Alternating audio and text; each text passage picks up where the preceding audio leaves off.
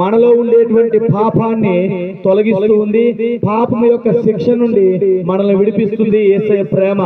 ప్రియ గ్రామ నివాసులారా, గ్రామ ప్రజలారా, యేసు ప్రభువారు తన ప్రేమను బట్టి మనలందరినీ ప్రేమిస్తూ ఆ పరలోక రాజ్యాన్ని లేదా ఆ స్వర్గాన్ని, ఆ పరిశుద్ధ పట్టణాన్ని విడిచి శరీరధారిగా 2024 సంవత్సరముల క్రితము ఈ భూలోకానికి శరీరధారిగా మరి ప్రియమైనటువంటి వాళ్ళ మన కోసం ఈ లోకానికి వచ్చి ఉన్నాడు. యేసయ్య తన రక్తాన్ని, తన శరీరాన్ని మన కోసం బలిపెట్టి ఉన్నాడు.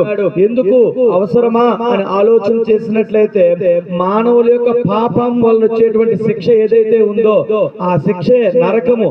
ఆ నరకము నుంచి విడిపించబడాలి అని అంటే ప్రతి మానవుడు కూడా వారిలో ఉండేటువంటి పాపానికి ప్రాయశ్చిత్తం పొందాలి. ఆ పాపము నుండి వచ్చేటువంటి శిక్ష నుంచి విడుదల పొందాలి.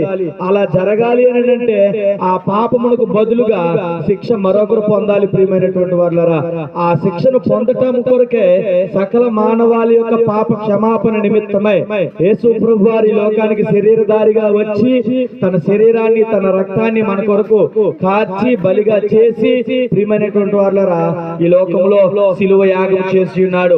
ఇదంతా కేవలం యేసు ప్రభువారు మన పట్ల తనకుండేటువంటి ప్రేమను చూపించడానికి.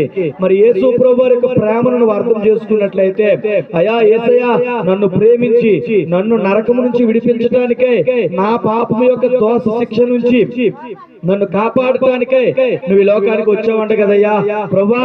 మరి నేను కూడా నా పాపము నుంచి విడుదల పొందాలి అని ఆశపడుతున్నానయ్యా అన్న ఒక మాట గాని నీ నోటంట, నీ హృదయంలో నుంచి వచ్చినట్లయితే ప్రియమైనటువంటి వాళ్ళరా, యేసు ప్రభువారికి ఆ సామర్థ్యం ఉంది.